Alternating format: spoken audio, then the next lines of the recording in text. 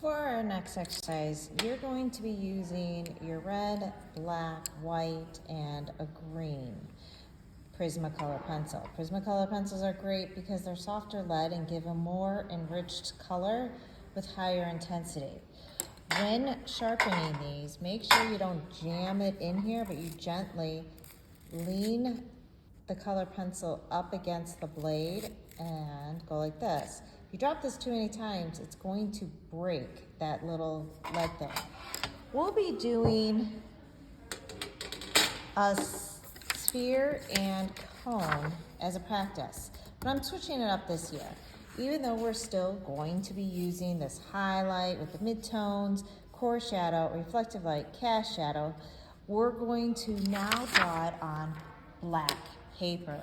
Setting this up, first off, there are two different sides. You can see this side has a lot of texture to it, and this side is smooth.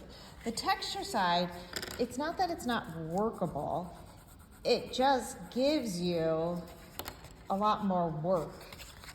This instead is a lot smoother. So make sure you start on the smooth side. You're going to give yourself a cone. Use a ruler. Not very dark. It will have a rounded base. Before you do the rounded base, get your sphere in here.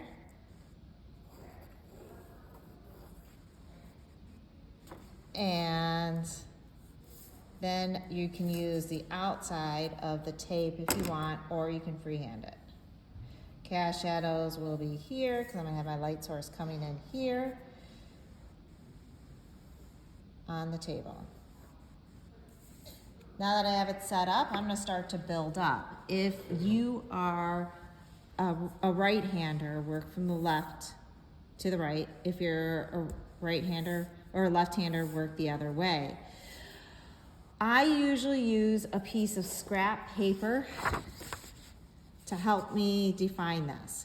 For this cone, we're going to use red, black, and white. For the sphere, we're going to be adding in, instead of black, we're going to use the complementary color red, which is green. We're gonna follow along the curved contour of the base here, and I'm going to line this up. You think black paper would be hard to actually color on, but it's very smooth and it creates a real rich color. Considering the fact that we have cast shadows of the sphere onto the cone, you wanna make sure you have high intensity here. As I'm layering this in, I will be leaving a reflective line. Don't forget that reflective light right here happens as a bounce back point. And you're gonna start to build it up. After I have this, I'm gonna leave kind of a section of white, which obviously we'll have to add in our white color pencil.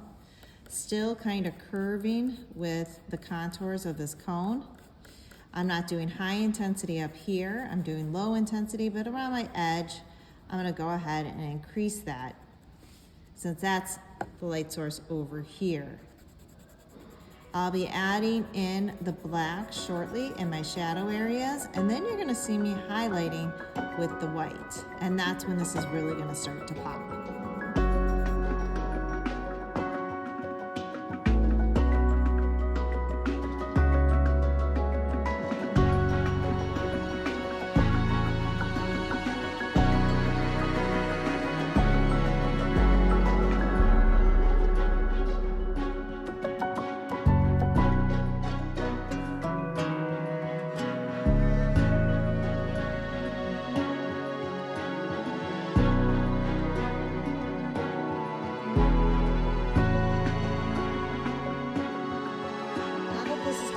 I decided instead of doing a sphere like this, we're gonna do shaving cream. At each of your tables, I'm gonna do a little still life of shaving cream.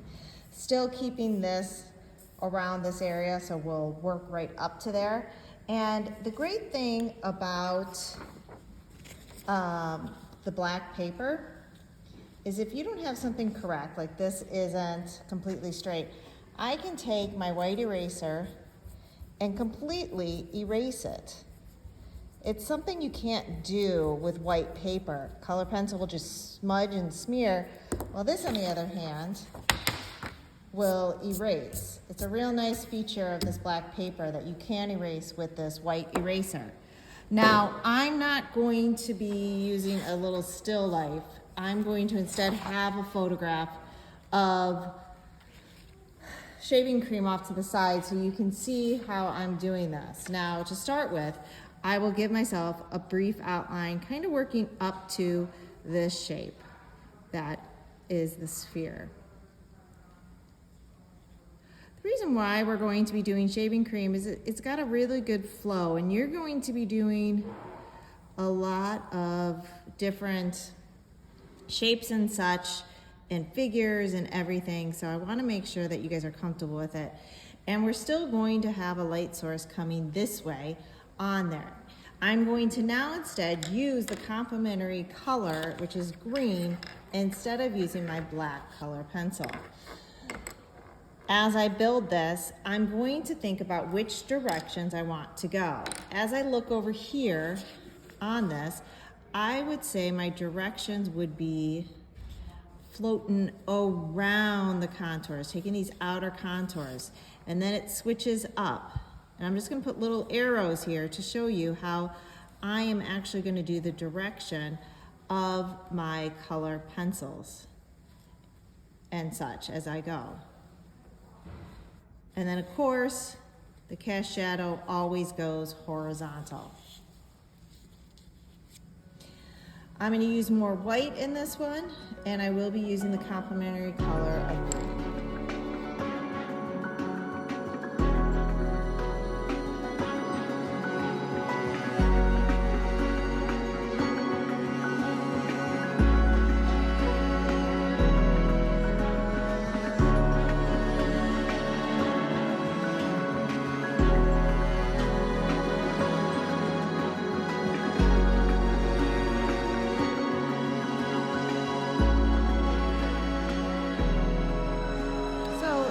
Around the final presentation of this, you're going to fill in the rest of the cone, and you're going to try to do your transitions with the white. As you can see, I needed to fill in some excess, and I added in some complementary colors of the green.